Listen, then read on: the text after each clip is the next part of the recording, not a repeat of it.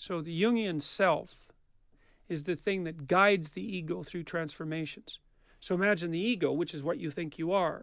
Well, the thing about the ego is that the ego can be wrong, and the ego can die and be reborn. So what that indicates is that there's something underneath the ego that can guide that process of transformation. And partly what you're calling on when you call on this higher power is, at least from a psychological perspective, it's a decision to rely on that thing that can guide you through transformations. Yes, because surely, as we said, in relation to another, we are likely relating to a set of coordinates that we impose on, inverted commas, the female. The true same would be true of the self, that we have created an impression, an egoic impression. We have constructed an artificial self, but beneath it there is a higher self or an ulterior self. That can it's often composed of things that you refused to or weren't willing to develop. And so when Jung talks about, for example, the incorporation of the shadow, is that you've constructed an ego and there's things it can do and can't do, that it's allowed to do and it isn't allowed to do.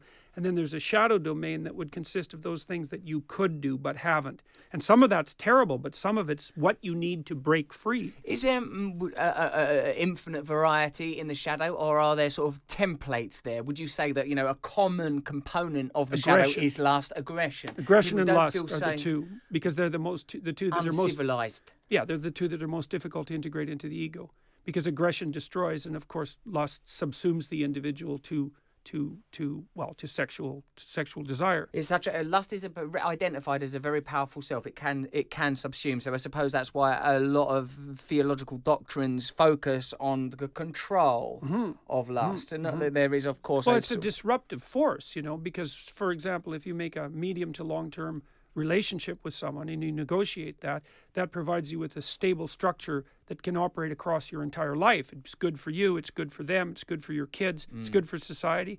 But then if you're really attracted to someone momentarily, you can be driven to act on that, and all the rest of that can burn up. It's not good. And so it's no wonder that it's viewed as a force of tremendous disruption.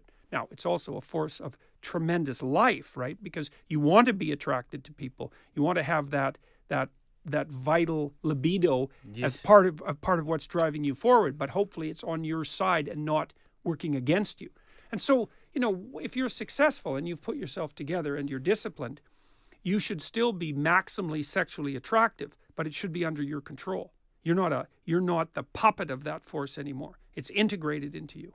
And that's a much better way to manage it.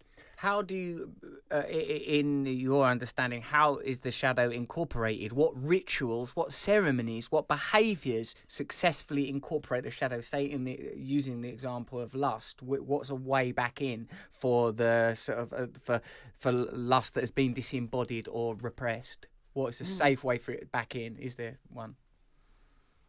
Well, I think part of it is to admit to your desires within your own relationship, because you might say, well, I'm tired of my wife. It's like, well, yeah, maybe you're tired of the games that you're intelligent enough to play with your wife, but she's as pluripotential as you are. And so you have to admit to your desires, let's say, and maybe you have to make them consciously manifest within your own relationship. And then, and people can do that. People do that by dressing up or by playing sexually, I would say. Yeah, play. Because by play, exactly that. And play is a transformative element. And that should be, and it might be that you're uncomfortable with the idea of your wife as sexual plaything because you think that a woman who's married should be proper and prim and should only behave sexually in a certain way. In which case, well, that becomes sterile and dull, and you're more likely to be tempted by something on the outside. For me, that's a very obvious example of how habitualized thinking is prohibitive, even without reaching the extremes of self-destructive addictive tendencies. If I have a habit of regarding my wife as object A, even if that's not objectification as we typically take it, but limiting beliefs about my wife, the tools that break down addictive thought patterns could be used to create new terrains, new liberty, new play. Thank you.